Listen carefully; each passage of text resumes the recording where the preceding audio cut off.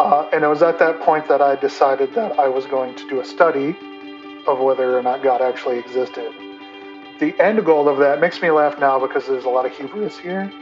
The end goal of that was if he existed, then I was going to make him pay for what he had done to us. We all know how that turns out. Hello, and thanks for joining in. I'm Jana Harmon, and you're listening to Sci-Bi Stories, where we see how skeptics flip the record of their lives. Each podcast, we listen to someone who has once been an atheist or skeptic, but who became a Christian against all odds. You can hear more of our stories on our website at www.scibistories.com. We welcome your comments on these stories on our Facebook page or on our YouTube video channel. You can also email us at info@scibistories.com. We love hearing from you.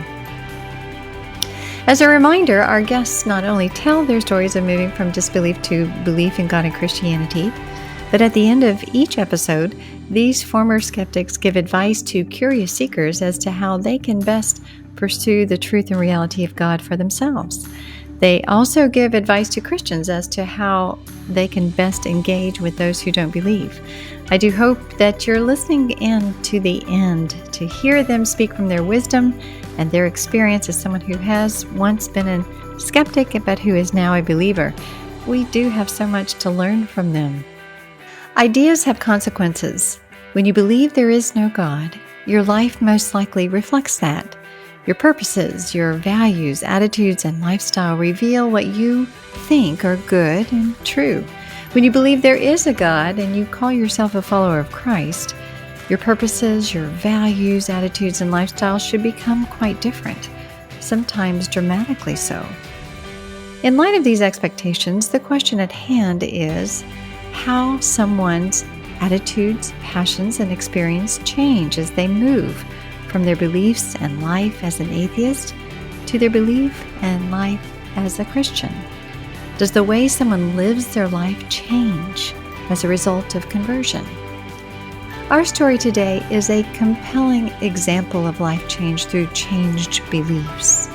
As an atheist, Liam Back describes himself very differently to who he is now as a Christian.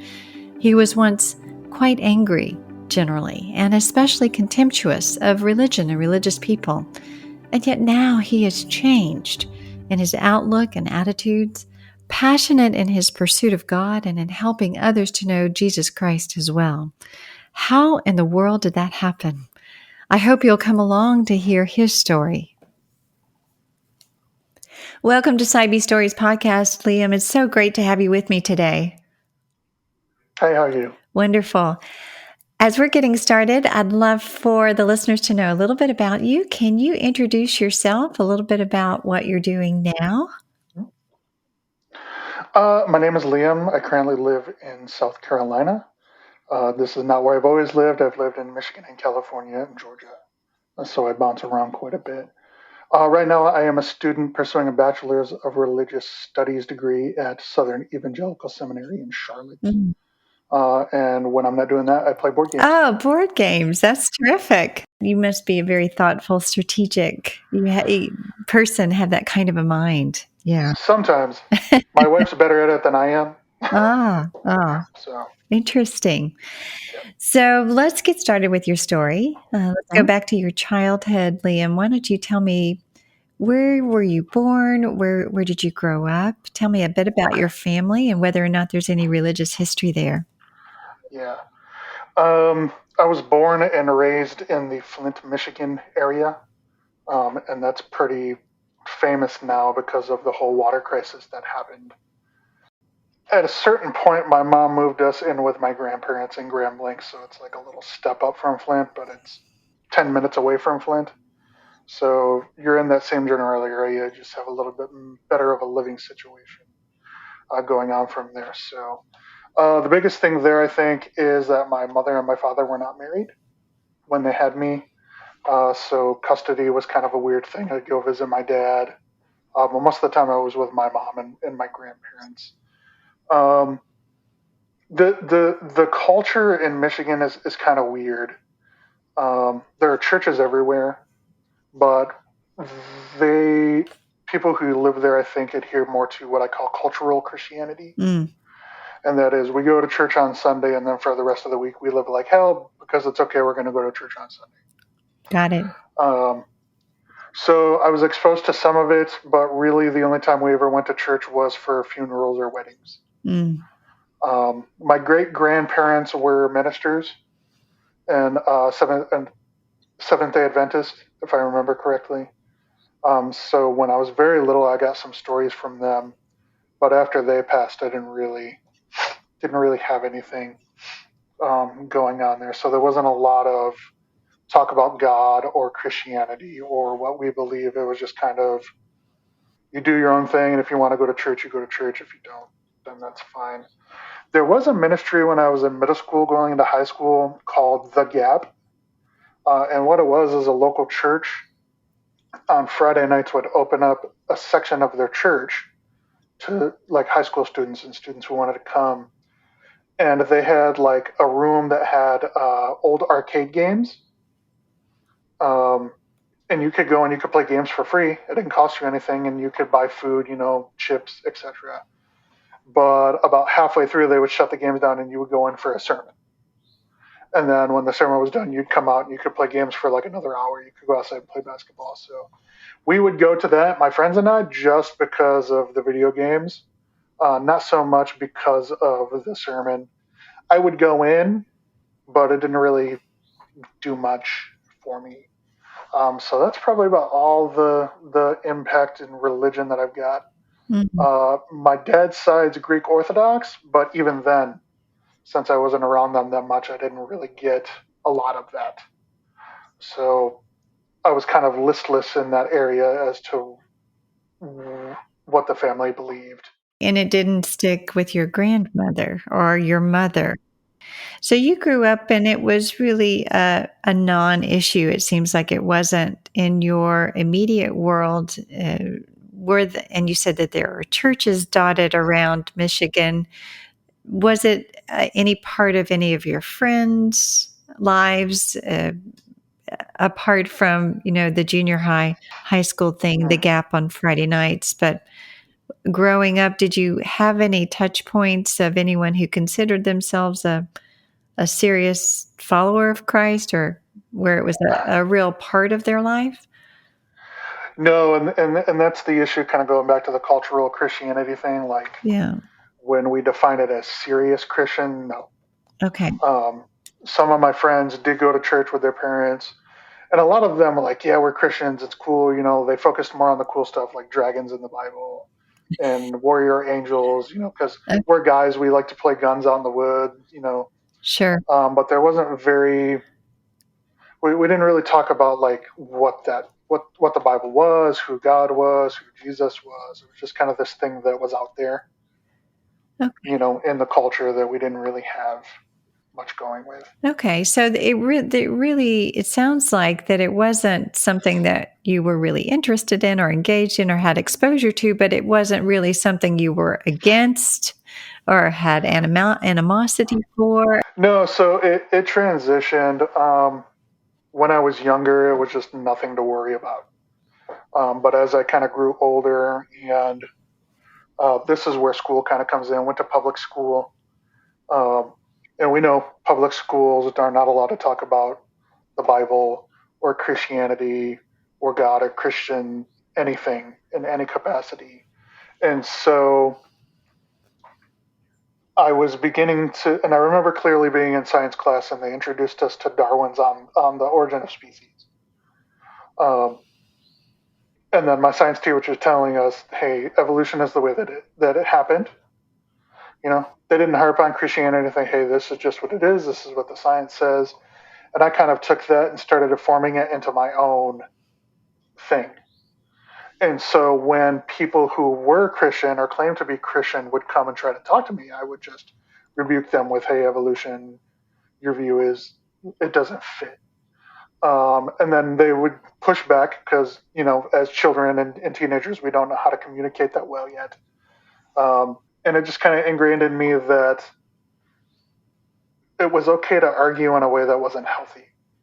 And so I don't really know where it came from, but a hatred and dislike of Christians began to form. And I equated that with Christianity, which I then equated with God, which brought hostility. So from maybe towards the end of middle school until I was 22, 24, I would describe myself as the new atheist, kind of like Christopher Hitchens, Sam Harris, the four horsemen as they're called. Yes. And I was very aggressive. Okay. So you had come to I guess, the conclusion that Darwin was right, religion was wrong. Yeah. It wasn't something that you needed, but yet you had a growing animosity towards it. What Yeah. do you think fueled that contempt towards religion and religious people? I think there are a number of things if I really kind of sat down and thought about it for a while. Um, First, which is now kind of hindsight because I'm studying the Bible and I've been a Christian for 10 plus years. Um, Greg Koukl says that you bump into reality. So there was this idea that this thing that I didn't like was probably true, Mm, maybe somewhere in the back of my mind, and I didn't like it. And so the way that I had learned from school and being in sports and wrestling and some family issues was to fight back. So that was that aspect. If I saw you as a threat, then I treated you as a threat in that area. So that would automatically apply, at least in my head, to those who were pushing Christianity, because I don't want to have to deal with the implications of what that might mean. mm. Um, I think that's probably the biggest thing. Would I have realized that back then? Probably not. Like I said, hindsight. But another aspect was just being so tired of hearing about it. you know, Even though people weren't serious, it was everywhere. I mean, God bless this home. And people would come and be like, "Oh, did you go to church today? And here's what I learned." And "Oh, you're an atheist. You don't believe. Let me talk to you about it." I don't want you to talk to me about it. Mm. I want you to leave me alone. So there was a little bit of an aggression, and also I thought I was smarter than everybody else in that way, and so I would look upon Christians as though they're brainwashed idiots, that needed to be treated as such. Right. So So, did you actually identify or give yourself a label of atheist like middle school, high school? not middle school. At that point, I hadn't really come to that term yet. But the more I kind of explored and talked to other kids in school that had similar views than mine, that term started kind of coming up. So I kind of adopted it. I was never like straight out, "Oh, I'm an atheist." I was like, maybe leaning that way. Um, it was about the time when like the Christopher Hitchens was starting to become very popular. His writings, I didn't really read his writings until later. So for us, there wasn't really this label for me to kind of adhere to. Looking back on it, that's what I was, but I never really said, "Hey, I'm a straight out atheist." So, as you were going along, you knew, it sounds like you knew that Christianity was, or religion was, not something you needed. You didn't think it was true, right? Mm-hmm. That it didn't cohere with science, that you were smarter than religion. What did you think religion and Christianity and belief in God was? It was made up. I thought it was just made up. And I still kind of struggle with this when churches ask for money, or want stuff like that. It was just a system put in place to control people and get their money. We didn't have a lot of money growing up, so leave my money alone. Was kind of the view, but that I think back then probably would have been, when I think about it, how I felt about it. Mm. Yeah. And how did you know that atheism was true? Was it Darwin? I mean, these obviously authorities, the Mm-hmm. new atheists, were had very compelling rhetoric, really. Um, was it their writings and just science, or that you knew that religion wasn't true, and so it was the most natural conclusion? Um, it was the idea that what I can see and what I can learn from science, it made sense to me. Like the physical world is all that I can experience. So anything that says there's something outside of that must be false. Mm. Now, little did I know that philosophically that's incorrect. But we're talking about a teenager whose frontal cortex hasn't fully developed yet. But that's just kind of how I viewed it. Like if I can't taste it, touch it, experiment with it, then I don't care about it. Yeah. Did you find during your time of atheism, did you find others who were rather like-minded, that other atheists, that did you become part of a community of others who thought as you did? No, that didn't quite happen until after high school. And that was mostly like on internet forums. And then until I moved to California is kind of when I found a small group. I was extremely vulgar. Back then I'm 6'4", 280 pounds, wrestled and played football. I was extremely aggressive. If I didn't want to hurt you physically, then I wanted to hurt you mentally and emotionally. And that's just the person that I was. So after a while, people just stopped kind of approaching me because they knew that it was probably a bad idea, at least in that context. If it was something else like football or hockey or something I was interested in, then we're good to go. So I don't know. There were a couple of atheists in school that I would talk to, but mostly my friends and I, we just kind of had other interests that connected us together, and we never really talked about it. Okay. But you were, I would presume, fairly settled in your position? Yeah. Yeah, it was very hard to move. So how long did you live with this kind of way of thinking or identifying as an atheist and thinking along those terms? 15 plus years, maybe. Okay, that's quite a long time. Yeah, pretty long. To be pretty solid in a way of thinking. So it makes you wonder then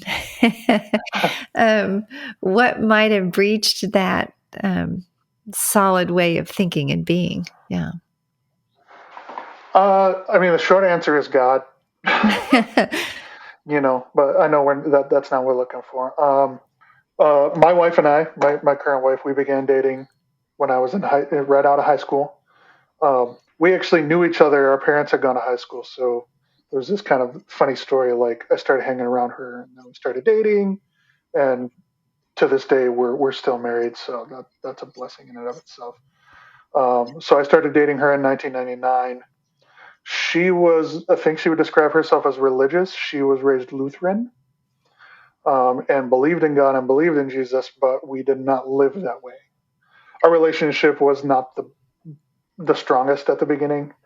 We were sexually active before we were married. I would belittle her for her faith. To this day, I'm still surprised she married me because she married me before we were Christian. Right. So there's something there. I was never physically aggressive with her, but I would try to belittle her mentally and emotionally.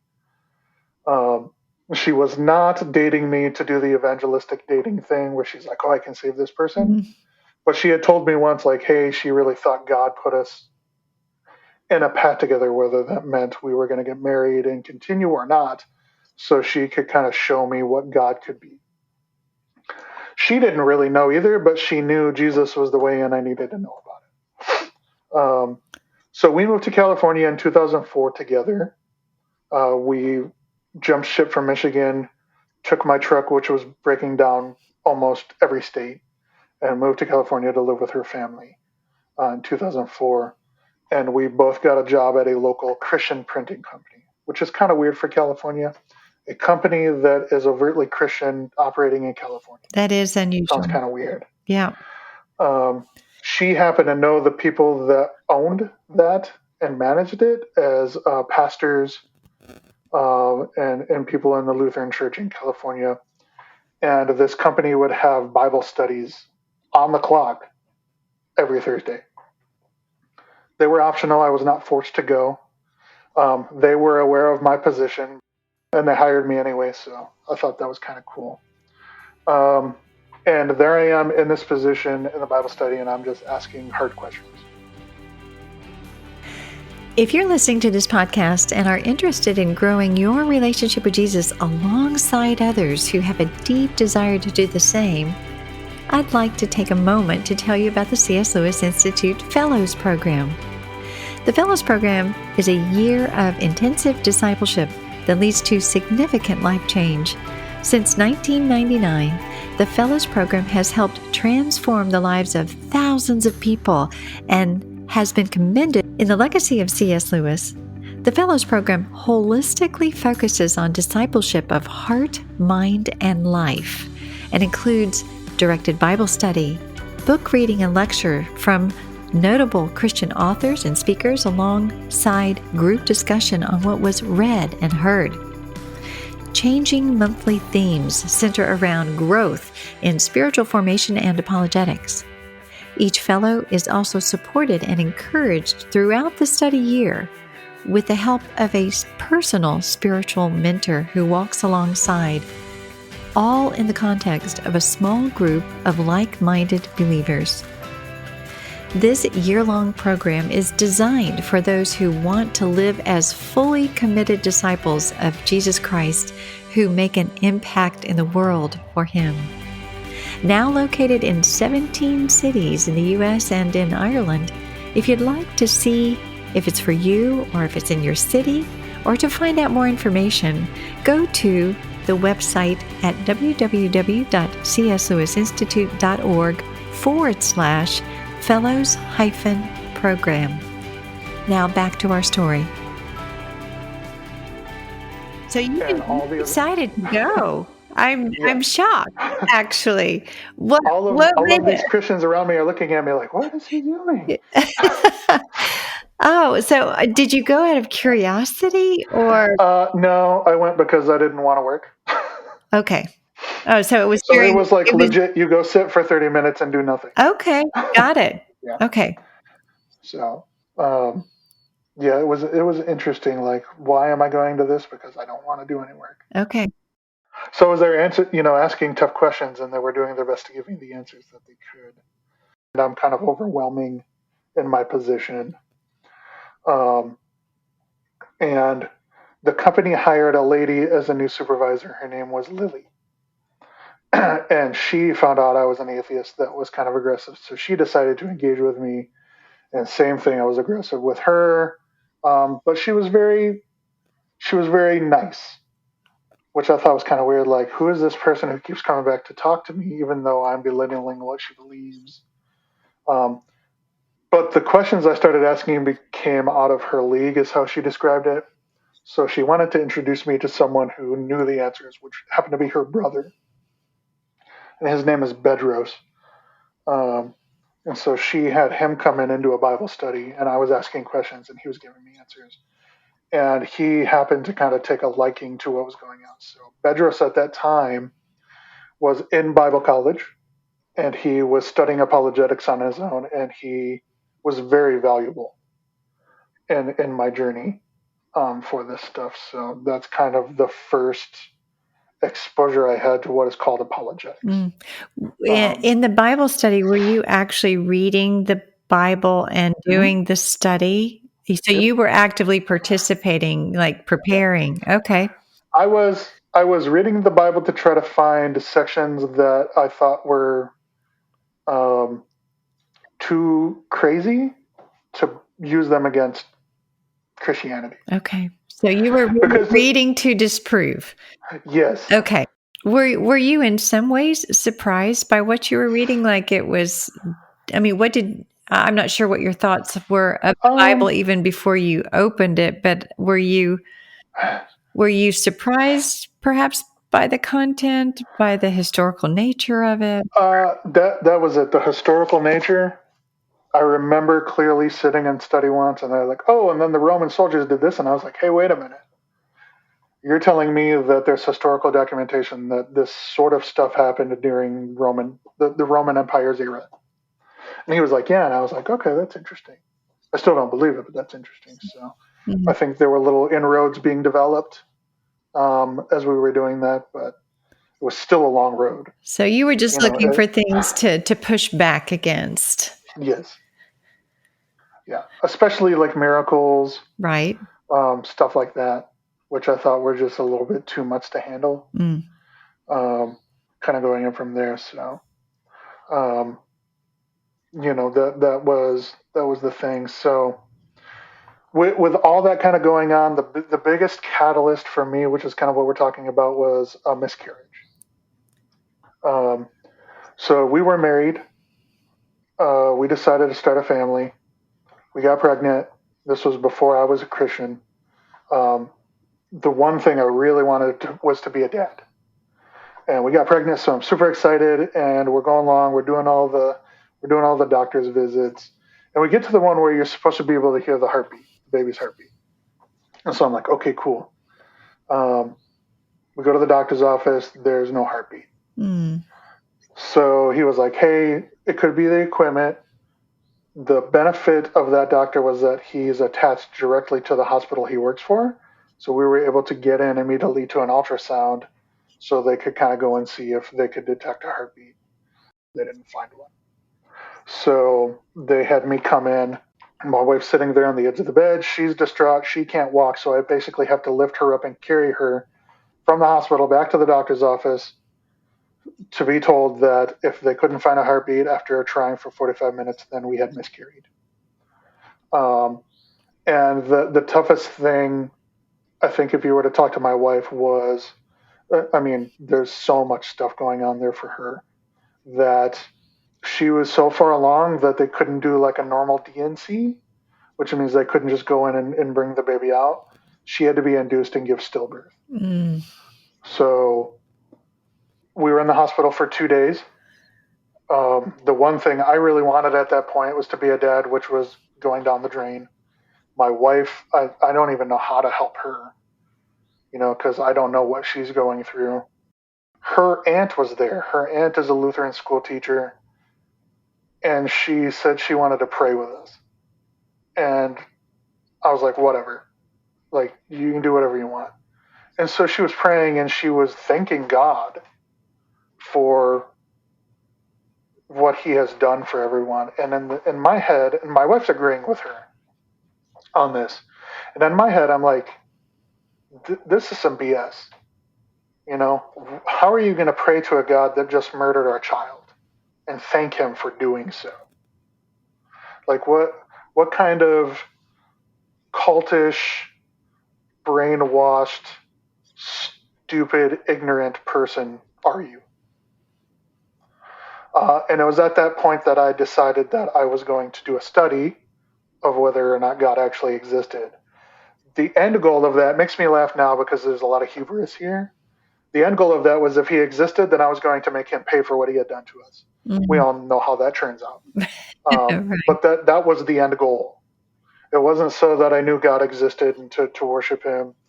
It wasn't so that I knew God existed and then I could just straight out reject him. It was so I could make him pay. Because that's just the type of person that I was at that time. And that kind of pushed me towards doing certain studies and asking questions. So, were you still involved with the Christian printing company at that time? Yeah. Were you still involved with that Bible study at that time? And Lily's brother? Yep. Okay. Yep. So you decided to figure out if God exists. What did that look like? Part of it did start before I started interacting with Bedros, that friend of mine who was doing apologetics and stuff like that. But they kind of overlapped. So a lot of this stuff overlaps. I don't know how to explain it without kind of pulling things out. I would read the Bible. I would read other religious texts like the Hindu texts, like the Mahabharata, stuff like that. Dabbled in the Quran a little bit. Looked at the Mormon stuff. Looked at some New Age principles. A lot of science books because I thought science, would disprove it. At that point, YouTube was a little bit better, so I was watching videos. I would ask Bedros questions, very, very difficult questions, and he would either have an answer, whether I liked the answer or not. He was like, here's the answer. That's what it is. And if he didn't have an answer, which I think is very important, he didn't have an answer, he would say so. He would say, hey, I don't know, but I'm going to go find out. And so I think that was a big part of my building a trust for him as well. Kind of going from there. So I would say for about 2.5 years, I would just read and read and read and read and read and try to determine whether God existed or not. And since we're sitting here talking, I came to the conclusion at some point that he did. And that was while I was trying to connect the Big Bang Theory to Genesis. Now, I'm no scientist, so I can't explain how that happened, but I have seen videos and read documents that like explain how science of the Big Bang Theory fits with the creation story. And so at that point, it just kind of clicked for me, like, if God did this, because something had to do it. Right. Right? Something had to be there to do it. And if that happened, this something had to be very powerful in order to create all of what's around us. And for some reason, I don't know how I came to this conclusion, it had to be personal. And these are things that I know Frank Turek talks about. Like this is what you can learn just from the first verse of the Bible. Right. In the beginning, God. Yes. Very personal, very powerful. And at that point, the only way I can describe it, and it's so far back now that I wish I could capture the emotion, but it was like he was waving at me from the pages of the Bible. Like, hey, I've been here the whole time. You've just been resistant to it somehow. And the odd thing for me is that people that I've talked to who have had similar experiences, they're like, oh, I felt this calm and peace. I did not. I was terrified. And that's because of understanding this being created everything and could take it if he really wanted to. And I had been disparaging him, and I had been out to try to harm him. And those feelings subsided after a while as I started studying, but there's still a healthy respect for who God is in my life because of that. And I think that's probably part of why that came up. Mm. So you came to the conclusion after study, after 2.5 years, that there was a first cause, and that it was a personal and powerful cause, and that you admitted that there was a God. Now, there's a very big difference between believing that God exists, even if it's a personal God, and believing that God not only perhaps superintends the world, but actually personally engages with the world. I mean, there's a difference between a deistic, remote God and believing in the person of Jesus Christ, and believing that the Bible is true and the miracles in it can somehow make sense, So can you step us forward a little bit? It took years. I mean, I'm still learning. I think that we're finite humans who don't have the capacity that God has, so we're not going to know everything. But that doesn't mean we can't know some things. And so I would do studies. I would continue to ask questions. I would do studies. My friend Bedros would take me to apologetic conferences. I would engage with the pastors that I knew. We started going to a church, and they were gracious enough to answer my questions. I'm kind of going from there. But I think the biggest thing was that there were things happening in our lives ever since I had admitted that God was real, and I started kind of pursuing, not so much to try to harm him, but to learn more, that I would say were not coincidence. I think they were kind of like, hey, God's leading me in this direction to go do this thing. Not all of them were what I would call good. Some of them were painful, like the removal of certain sins from my life, the removal of certain people from my life that were not good influences. But a lot of it was good too, like gaining an understanding of something that you mentioned that I was concerned with, like, how do I know the Bible is true? Like, how do I know this massive book wasn't just made up?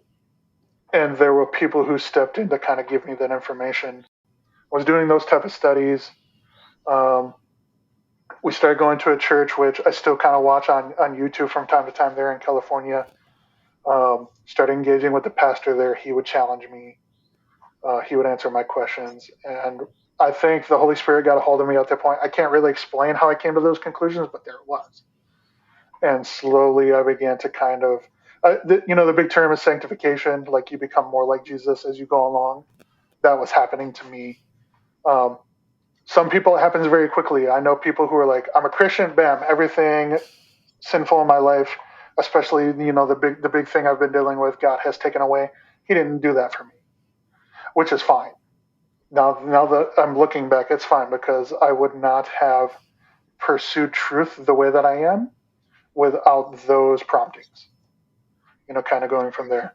Are miracles possible? I just posted a thing on my Instagram as to why miracles are possible. It's not a historical question, it's a philosophical question. A lot of people like to approach it like I did. Well, miracles are too crazy to happen, and we know that nature has rules that can't be broken. Well, that's not necessarily true if God's the one who is temporarily, putting certain things on hold to perform a miracle, to show us that. So there are certain things. Once I got into apologetics and started learning philosophy and started kind of going there and how you can connect that back to theology proper and how God works and how logic and apologetics and stuff actually flow from God. Like, we can't do what we're doing right now, talking about apologetics and theology, without God making that possible. Mm.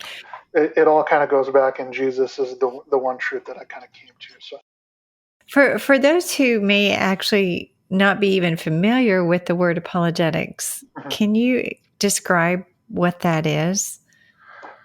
Yeah, apologetics is the defense of the faith. So the way I like to describe it is, you can be an apologist for anything. I know some Mormon apologists. So all it is defending your belief. But for Christians, it comes from 1 Peter 3:15. Revere Christ as Lord in your heart. Always be prepared to give an answer to those who ask you for the hope that you have. And the word defense there is apologia, or apologia, depends on who you talk to, which in the original language means a defense. So you're basically doing apologetics to provide a defense. There's more to it than that. There's an offensive side, not offensive like we're trying to offend people, but being able to go out and provide content that shows that Christianity is true. And also the defensive side, like, hey, how do you answer a question if an atheist comes up and says, your religion is just man-made? There are ways to kind of confront those things. The interesting thing I found about 1 Peter 3:15, which is my favorite verse, it's in the context of the people that Peter's writing to being persecuted for their beliefs. And so he's telling them, like, you are being mistreated, possibly tortured, killed, and just being, oppressed. But you're always to be prepared to give them an answer for the hope that you have. So what hope is that? That's the hope in Jesus, because Jesus is the truth, and God's going to keep his promises in the face of persecution. And when they see you acting in that way, in the face of persecution, they're going to wonder why you're acting like that. There's your way in. Mm. And then it tells you to do this with gentleness and respect. So you're also supposed to love those people, which we all know can be very difficult. I'm surprised. Me thinking about who I was before Christ got a hold of me, I don't know how people loved me. Mm-hmm. Like, I was so aggressive, and the things that I would do were so bad. And that even brings up the question, like, how does God love me?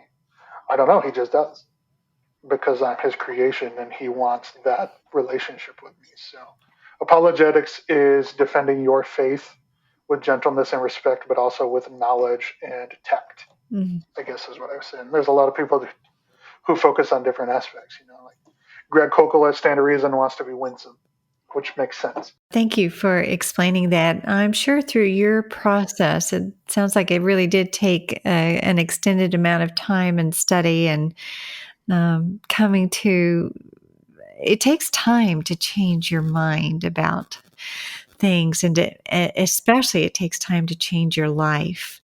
I presume that your wife became a Christian, and I wondered, you were so forthcoming at the beginning of your story as to who you were and how you treated one another in your marriage. And I wondered how things have changed. How have you changed? How has your marriage changed as a result of believing in Christ? She was on the ride, even though she didn't know it. And when I've talked to her about this, during that time where I was searching and doing my research, she detached. And her fear was that I would find something that would prove Christianity to be false. She didn't want to deal with it. Because she knew how tenacious I was about finding things that could debunk your thoughts and how aggressive I could be. And it wasn't until a point we were sitting on the couch and I just straight out looked at her and I told her, hey, just so you know, I'm doing this study and I know who Jesus is and I want you to know who he is too. And we started kind of doing studies together. So she was Christian, but she wasn't living as a Christian. And so as we continued to do apologetics and go to the church together and join in, small groups, etc., she decided to be baptized 9 years ago, about the year after that I did, to kind of show like, hey, this is who I am now, through there. So there was that. In terms for me, I'm no longer constantly angry or aggressive. I can be in the right circumstances because I still have that nature. But God has really worked with me to focus that towards things that I should be angry about. The mistreatment of people in third world countries is something I'm very angry about. The epidemic of abortion in our nation is something I'm angry about. But those are I'm not going out and trying to beat up people, who do this stuff. It's an anger that prompts me to speak out about it so that people know the truth. I don't try to fight people, anymore. Part of my background that I did not share was that alcoholism runs in my family, and I was on the path in my early 20s down that road. That's no longer an issue. That has been removed. Another aspect was that I was addicted to pornography.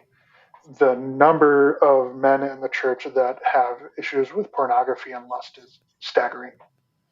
And it's something that needs to be talked about more amongst men for sure, because it's taboo, I think, to talk about it.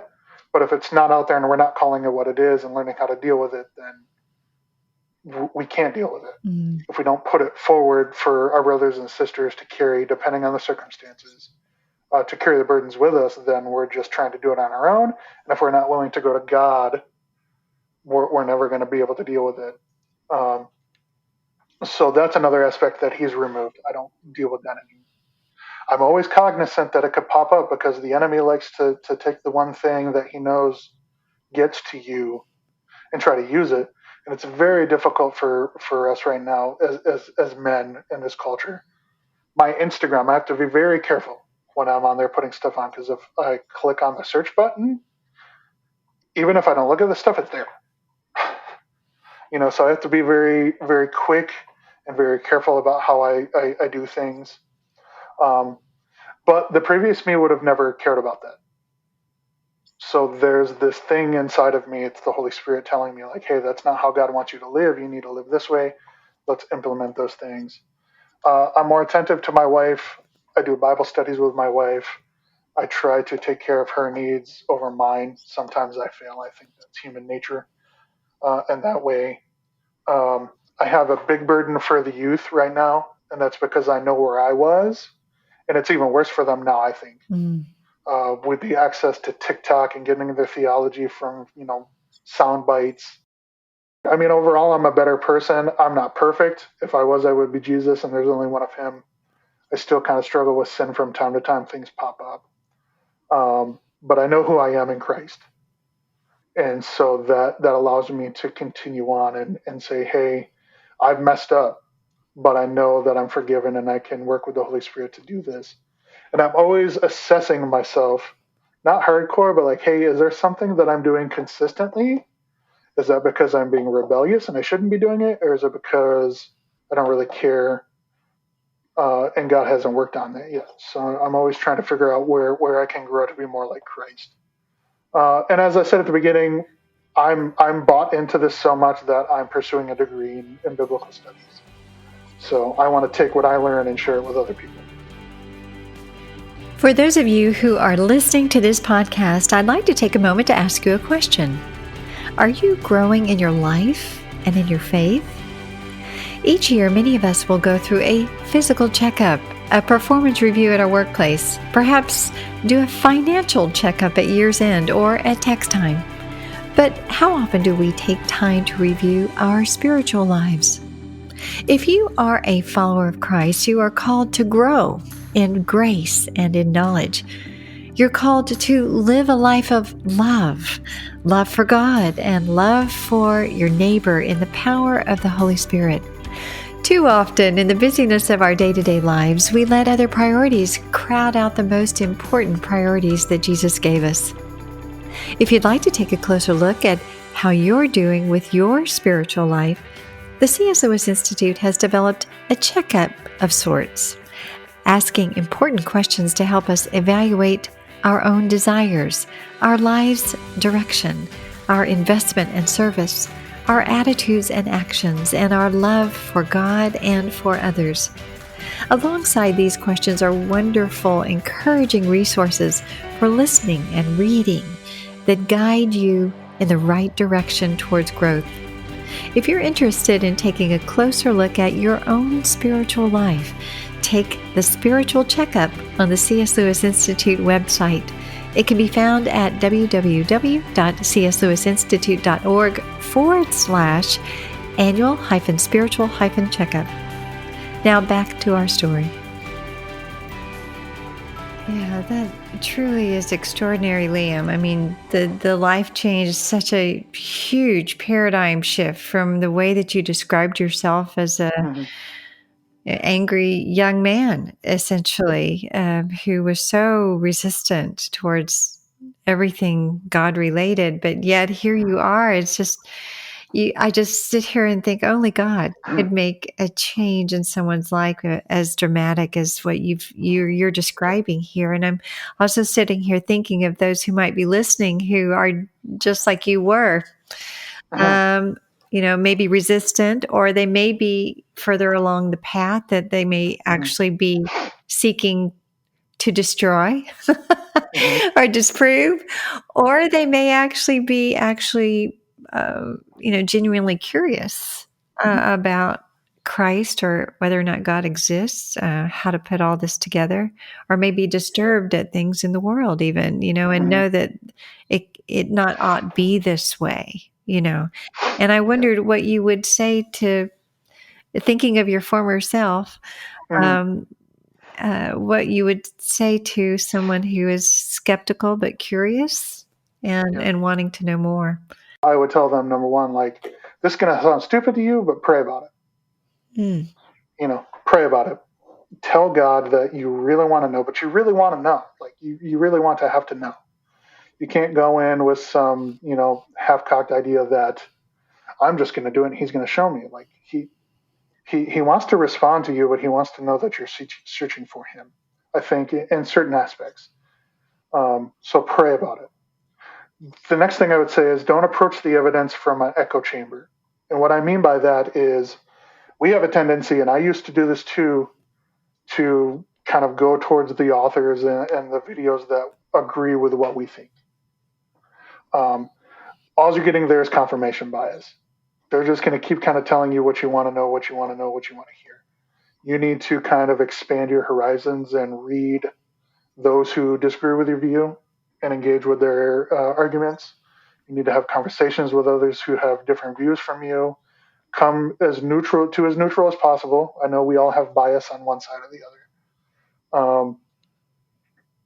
other. Approach it like you really want to understand it. Don't just assume that you do already. From my personal experience, I did not understand it in the way that it's meant to be understood. The next thing I would say is engage with the actual arguments. Don't pick on people. So what I experienced, and I used to do this myself, was I would create a straw man. This is your view, and I'm going to knock it down easily because it's made of straw. There's nothing there. Don't do that. Engage with the actual argument, and if you have something good against it, then great. We can talk about that. I'm not saying we turn around and ignore it. We deal with it. But don't come and say, this is my view and not really understand it. And then think that you have debunked Christianity because you've taken this false God or this false view and knocked it over. So just think about it that way. If I'm speaking to an atheist, I don't think they would like me to do that to their position either.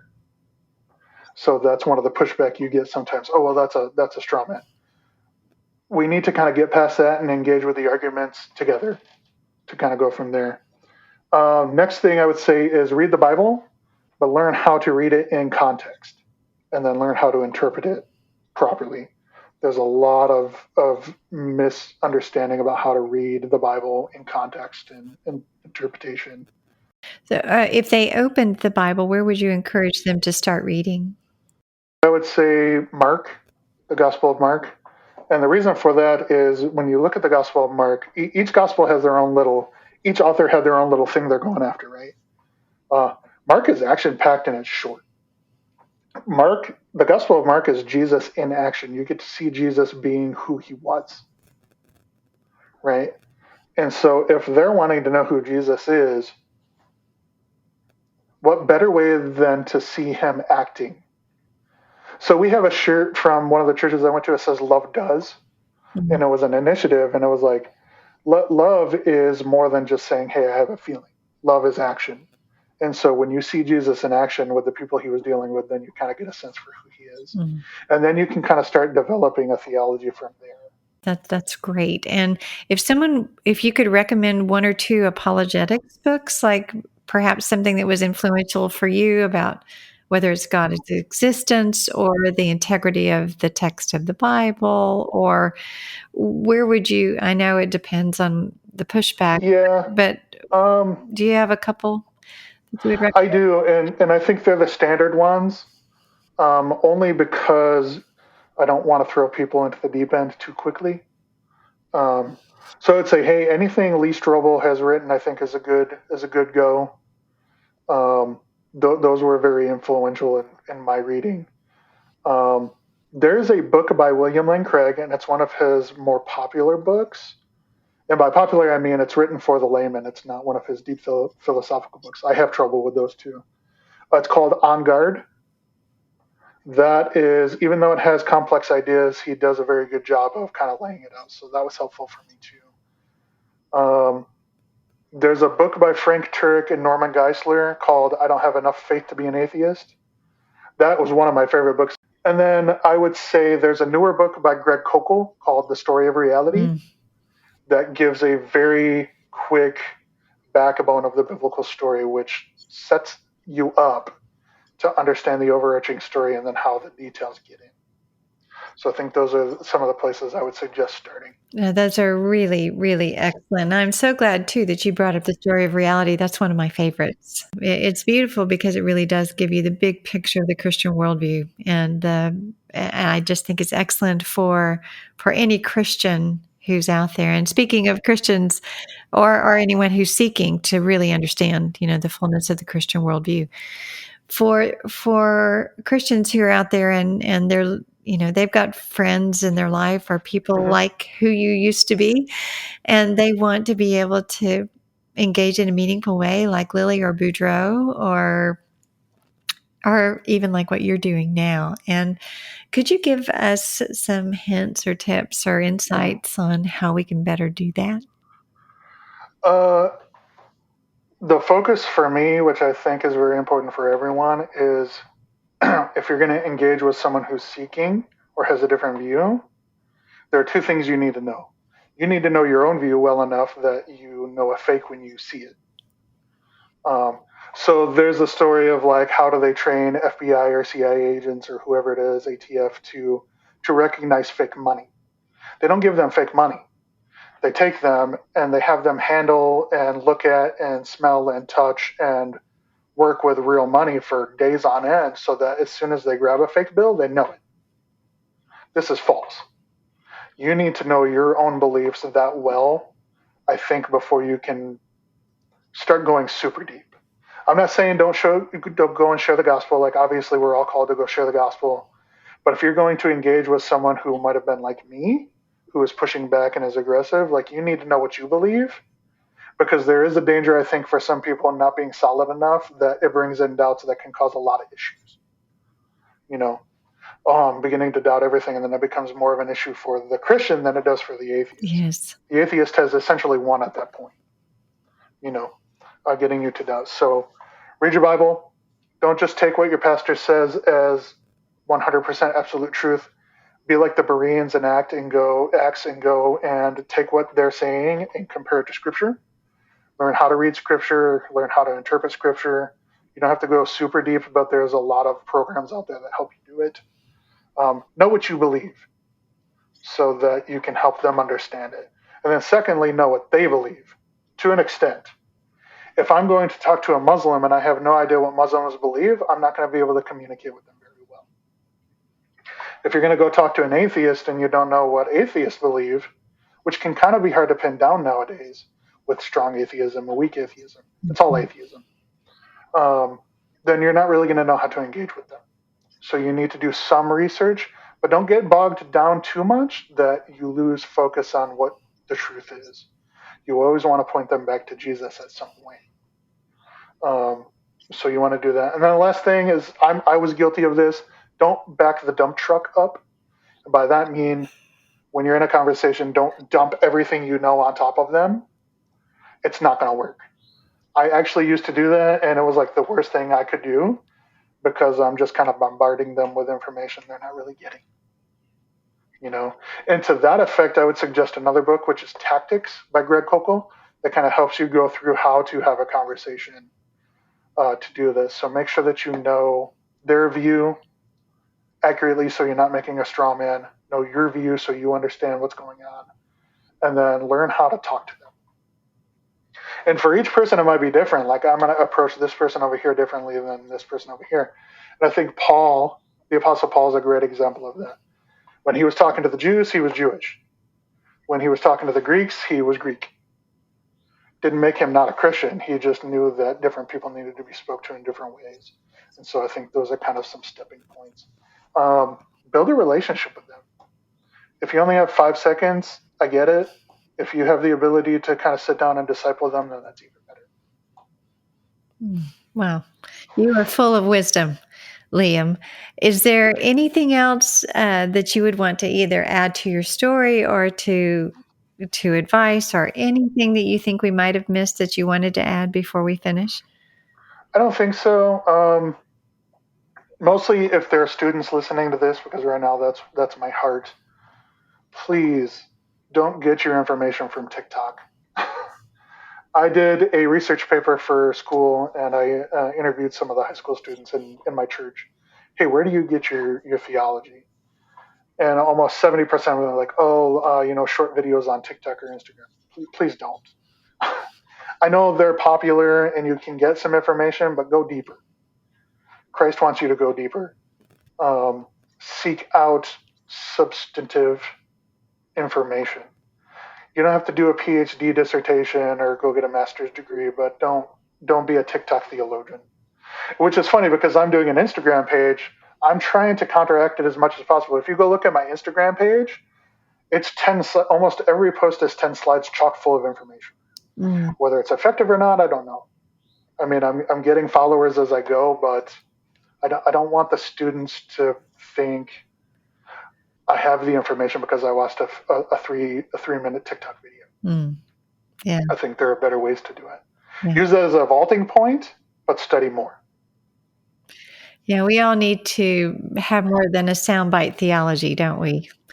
It's a challenge these days to think longer and to think deeper and to really use our minds, to love the Lord and to love other people well. So thank you, Liam. I'm just inspired by you, considering that you said you've been a Christian now for 10 years or 15? 10 to 15? I think it's at least 10 plus. Yeah. And even still, in the big scheme of things, that's a long time. But yet, for many of us, we've been Christians for decades, and yet you are, your enthusiasm for the Word, for studying, for showing yourself approved, truly as a workman, who's rightly dividing the word of truth. You are that person who. It's kind of like your admonition to read Mark, that Jesus was active, he was doing, and you're not only learning and growing and being sanctified, there's a major life change, but you're also actively studying so that you can help others to know and find Christ in a substantive way as you have. And I am just so honored to have you on to tell your story, Liam. And we will be posting your Instagram address in the episode notes so that people can follow you and see what you're doing. And just so grateful for you coming to tell your story, and very honored to do that. Thank you so much for coming on today. No, thank you. This is the first time I've done anything like this, so. Oh, wow. We'll see where it goes. Oh, you're quite a pro. My view was, even if one person hears it and it helps them, then it was worth it. Oh, fantastic. Well, I hope it's the first of many, many opportunities you get to really proclaim Christ in your life, because it really is such a compelling story. So thank you again. Yep. All right. Thanks for tuning into Psybe Stories to hear Liam Back's story.